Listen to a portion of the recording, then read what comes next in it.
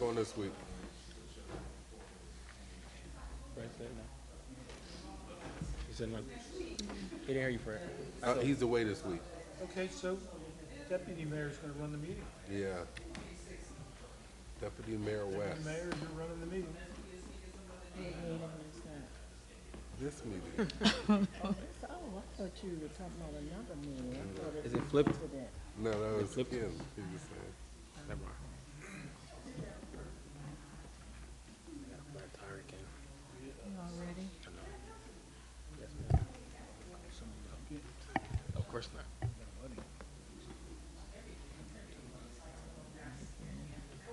Hello. Hello. That's okay.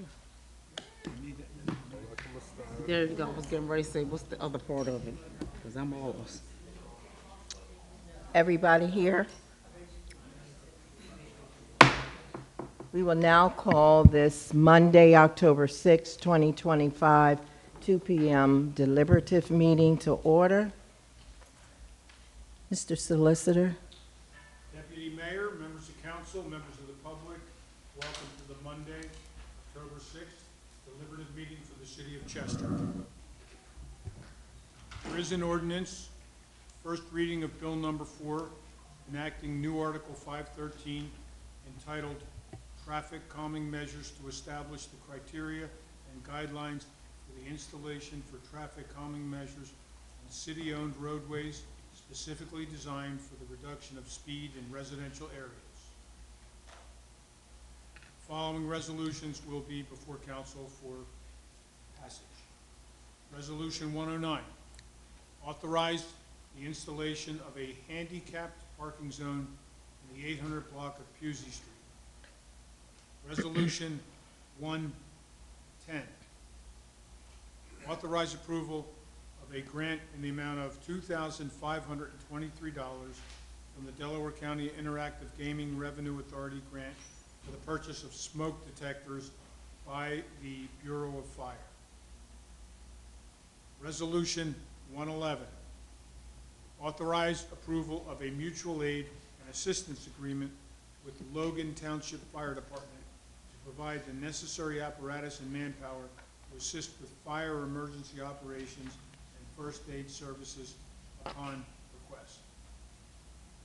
Resolution 112, authorize approval of authorized signers for Santander Bank for the grant fundings account. That would conclude the list, though I understand the Deputy Mayor has requested an executive session following this meeting. Thank you, Mr. Solicitor.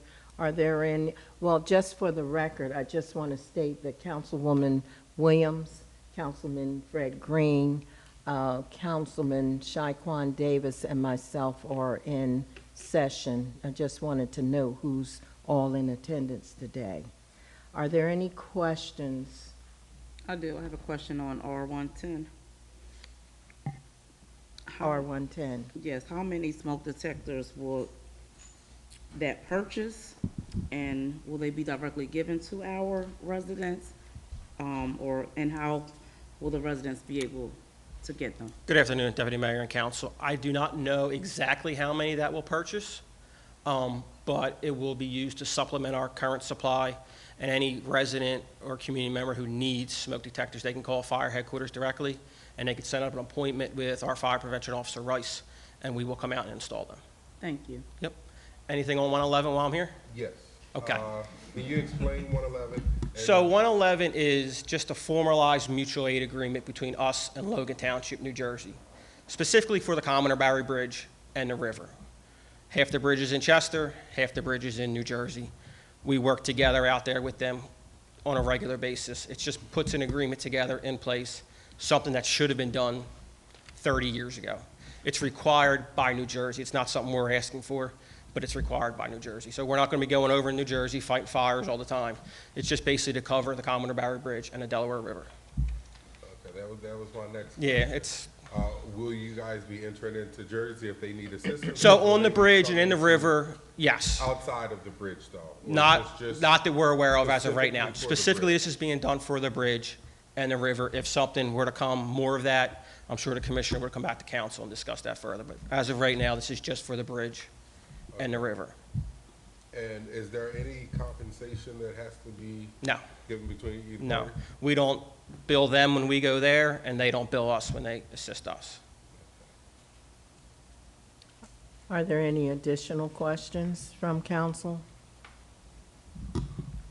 What about members from the audience? Directors?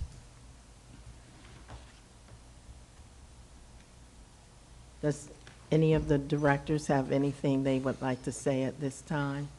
You have a question? In regards to the first ordinance, Mr. Heyman, can you describe that and explain that? He's First, coming up to do that. That's what he was gonna come up with. Good afternoon, Deputy Mayor, Council. Last week, there was a Public Works Committee meeting where we reviewed, members reviewed a draft ordinance that's obviously on the agenda for this coming council meeting. There were some adjustments to a couple typos. It was most of the body of the ordinance, the process, with a few tweaks, was taken from Concord Township in Delaware County. So there were a few changes that just included wording about enforcement. They have state police, we have our own police department, things like that. But there were no substantive changes to the process. So the process for installing a speed hump in the city of Chester, it was just, this ordinance formalizes that, is that residents of the street, or residents who were interested in seeing a speed hump on their street, would get signatures of 50% plus one of their resident neighbors from that given block. And then they would bring that to council or to the city, and then there is, again, the process which is spelled out in the ordinance, would send out, would basically work its way through the city to approve installation. So first there would be a staff member from my department would go out and take a look at the location and confirm that per PennDOT guidelines, speed bumps can be installed. There's certain distances from intersections or the grade of the street, for example, that can be a hindrance. Streets with a posted speed limit of, I believe, 25 miles per hour can't get a speed bump, so that's also a situation. State roads, we can't install a speed hump. So then there would be a traffic study to confirm the number of violators above a certain speed limit, and so another number of things would happen before council was given a formal recommendation from the city engineer to install the speed hump. That's a general explanation of the process as set forth in the ordinance. And you sent us, I'm sorry, you did send us a email with that information for the traffic calming measures. Maybe you could send it. I believe I sent it last Monday. No, I can I have confirm. it. Okay, good. Yeah. I have it. Okay. I'm just saying maybe you can send it to Councilman Davis Sure. so that he could have it. Absolutely. Thank you. My pleasure. Any other questions? No, I don't have any questions, but I just wanted to say that some of the changes that we had indicated needed to happen from last Monday's meeting. That's correct. Okay, those changes have been made, That's correct. and I thank you for that. And this is an ordinance that we just want to get put on the books, but there is a process by which we have to follow in terms of placement of speed humps or speed bumps. Okay, so, but this is just to get something on the books. Any other questions? Any of the directors have anything to say? I did email Ms. Nona this morning about that 9th and Highland Avenue Rite Aid. It's been looking pretty bad, and the residents up in that area, Highland Garden area, have been complaining about the appearance. And it is a main thoroughfare. You know, you have 9th Street and then Highland Avenue, and we have visitors coming in on game days and what have you. So it's well-traveled, but I'm just asking that we continue to hold the leasing agent accountable, you know, for the property, you know. And Ms. Nona she was going to have one of the inspectors look at it today, or again, because the leasing agent had gone up on the property and cleaned up a lot of it. But down on the 9th Street side, where people catch the bus, we have weeds growing through the fences and what have you. So that's a bad look. And it's also dangerous when we have children walking along there going to school. So thank you so much for your help on that. In reference to that, are we able to cut the grass and then send them a bill or put a lien on their property for the bill? I remember I think we used to do something like that. I'm not sure if that's still.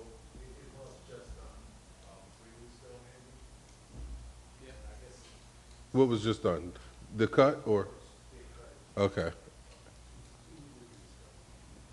You said our people cut it?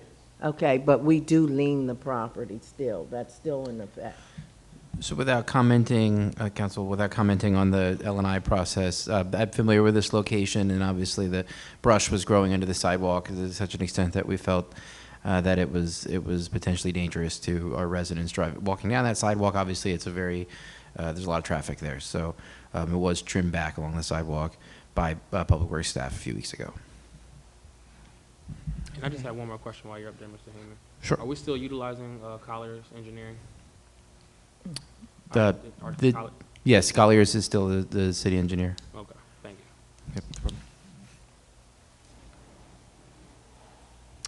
Any other comments or questions? Yes, so just for clarity, are you guys going to continue to cut that and keep it cut? Or is the leaser going to start maintaining that property? Well, again, I would say that we try not to make it a habit of Public Works staff cutting a private property, but I would only do something like that or authorize something like that in the event that it was a danger to residents, something that needed to be cleared up right away.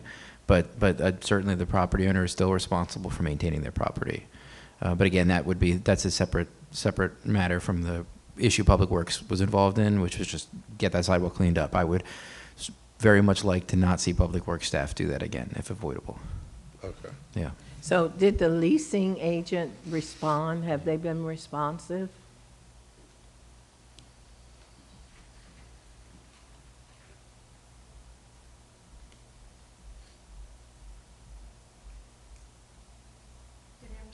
Good afternoon. So I didn't know that it was Public Works that actually cut that down, so, thank you. But L&I did respond and send the letters out as they should have, and the inspector went out, took the photos again, and reached out to them today. Okay. So, yeah, I have to check to see if we've heard back from them yet. I thought they were the ones who actually cut the grass. I was under the assumption that our guys did go up and do that first cut because it was an emergency. School was getting ready to start and people were complaining about the kids having to walk through the grass and weeds and what have you Yeah. that was growing out on the sidewalk. So, Yeah. yes. And when Public Works gets involved, it's because we're responding to an emergency request from the community, you know. Yeah. But we would like to have the leasing agent or the property owners take care of their property. Yeah. How much time would we give them? Because this would be the second notice that has gone out to them. They didn't respond. Well, I to don't know. you. I don't know that they did respond or not. So I need to go back and look to see exactly if we've heard from them or not. So I just sent an inspector out to see if the grass was cut, and it was cut. So when the emergency happened, I guess it went to Public Works, so it didn't come to L&I Right. in that way. It came from me. I Yeah. mean, I called Public Works, and then I did call L&I as well, Yeah. you know. Yeah. Yeah, okay. So let me check into it, and then I'll let you know. Okay. Okay? Thank you. All right, thank you. Anybody else?